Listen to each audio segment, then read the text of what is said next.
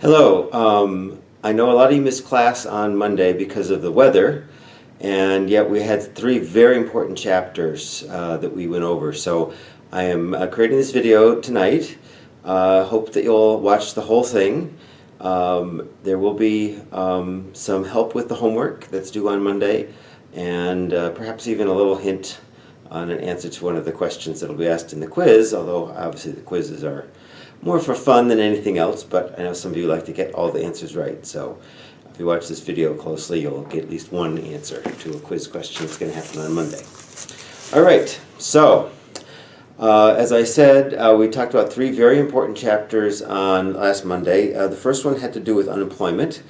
It is similar to the chapters that were on gross domestic product and on the consumer price index, in that it was, basically straightforward in terms of how to calculate the unemployment rate and some of the definitions with regard to a very important economic indicator. So the Bureau of Labor Statistics every month surveys 60,000 households nationwide, and they categorize every person who's 16 years of age or older into one of three categories: employed, unemployed, or not in the labor force. So for a little example, if they found that in one particular month there were 1,000 people who were employed, and they found that the number of unemployed was 50, obviously that would be a pretty small country. And let's say the number of unemployed was 50, and that not in the labor force was 700. Now, not in the labor force, employed is pretty straightforward. Either if you have a job, you're employed, but the difference between unemployed and not in the labor force can be a little ambiguous at some points. Unemployed is defined as someone who is not employed but is looking for work, and not in the labor force means they don't have a job and they're not looking for work. Now, some of the folks that are not in the labor force could be retired, they might be disabled, they might be full-time students, they might be independently wealthy and have just decided they don't want to work. Or they could be folks that had been looking for work and then just gave up. And so sometimes there's some disagreement about whether some of the folks not in labor force might be considered unemployed. And there are a variety of measures of labor force utilization, some of which include what we call the discouraged workers, for example, who are the folks that had been looking for work and then just gave up. But using just these three measures, we can figure out what the population is. So the population is just the sum of these three numbers, so that would be 1,750. And then the unemployment rate is defined as the number of unemployed divided by the labor force. The labor force is defined as the number of employed plus the number of unemployed. So I'm going to put that here. The labor force is going to equal 1,050. So the unemployment rate, which is the number that gets a lot of attention in the media,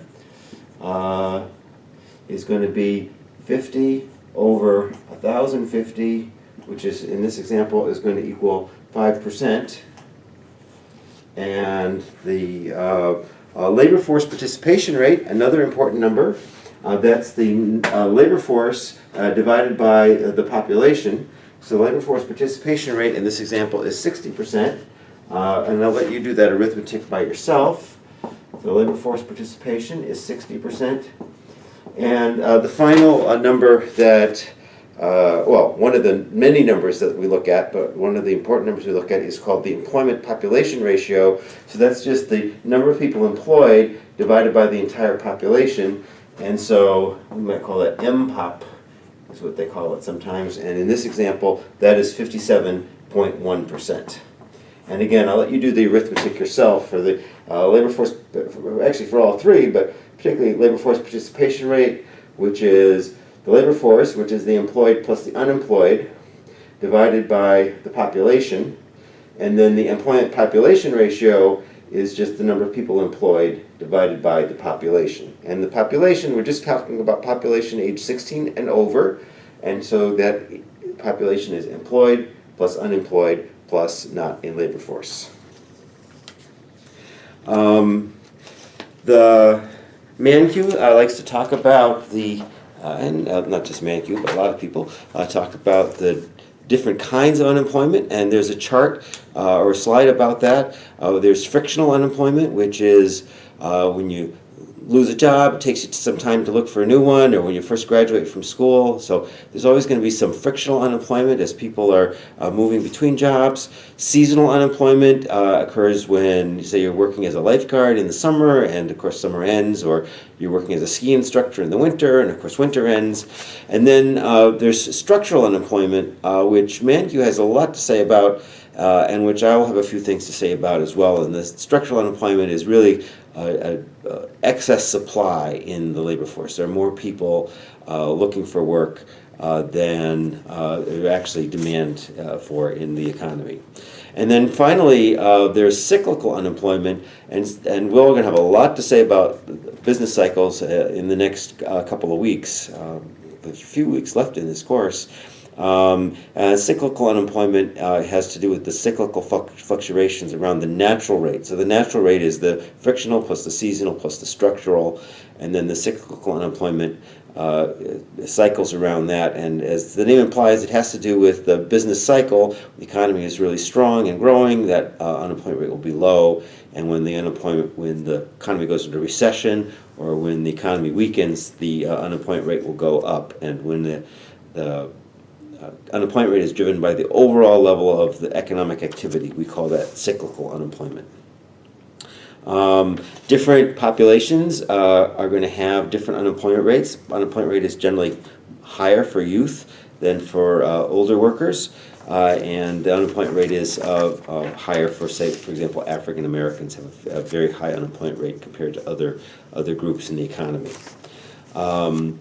There are some government policies that actually make the unemployment rate higher. So, for example, unemployment insurance, which is a very important benefit for people who lose their job, it does provide somewhat of a disincentive to try to get back to work right away, and so that may lead to a higher unemployment rate.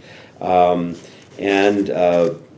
I mentioned, the structural unemployment rate, this mismatch between supply and demand, ManQ has three main reasons that he gives for a structural unemployment, which is the minimum wage, unions, and efficiency wages. So the minimum wage, as we learned earlier in this course, is a price floor, and whenever there's a price floor, you could see supply increase and quantity supplied increase and quantity demanded decrease, and there's some a surplus, and certainly an unemployment would be considered a surplus of labor.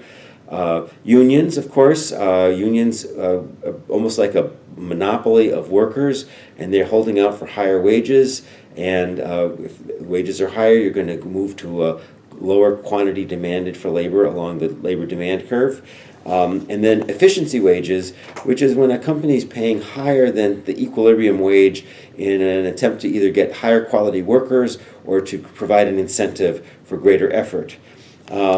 The problem I have with all three of these, and that's really the big reasons that ManQ gives for structural unemployment, is that, so he's basically arguing that the problem of unemployment is that wages are too high, and that if we would get rid of these factors, the minimum wage, the unions, and the efficiency wages would fall, and we would get to an equilibrium point where supply equaled demand, and there'd be no unemployment. Well, there are a whole lot of evidence that there are a lot of problems in our economy, one of which is not that wages are too low. I mean, excuse me, it's not that wages are too high. In fact, there are many people that would be arguing that at the moment wages are too low, and the lack of an increase in wages over the past several years is a serious problem for our macroeconomy. I would say that in addition to the reasons that ManQ gives, that one of the big reasons for structural unemployment is a mismatch between skills or human capital that's in the labor force right now and the demand of employers. Basically, as things have changed. So if you have a lot of experience and skills as a coal miner, Well, this country, we're moving away from coal, and we're moving away from coal for a lot of reasons, some of which have to do with the natural gas discoveries, and some of which have to do with environmental policy and climate change. There may be very important and good reasons why the economy is moving, but it does mean that the skills that the coal miners have aren't particularly in demand right now, and for them to get new jobs, they may need to have some retraining or need to develop new human capital, and that takes some time. And in the moment, there's a structural mismatch between the demands of the labor force or the labor market on the demand side and the supply that's offered in terms of the skills and the human capital of the workers. So that's the sort of the unemployment chapter in a real nutshell. You should look through the slides, and if you do have the book, and I hope you do, I hope you read that chapter. It's pretty straightforward and shouldn't be that difficult.